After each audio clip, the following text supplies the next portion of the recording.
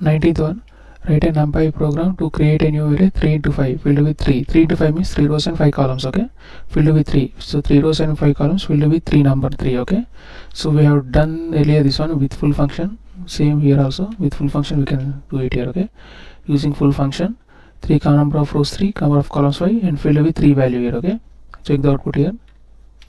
3 here. If you want to fill with 4, just 4 here, simple. 4 here, okay? Check the full function here, okay? What's the parameters, what's the data type optional, okay? So because in default it takes integer only. Default none means the np.array. So default none here, np.array fill value dot t type. Here default here none here, okay? But we are assigning integer here, okay? Returns array only. Check the examples. 2D also you can here. 2D examples also there here. So 2 comma 2 10 10 10 10 10, okay? 2D 2 dimensional.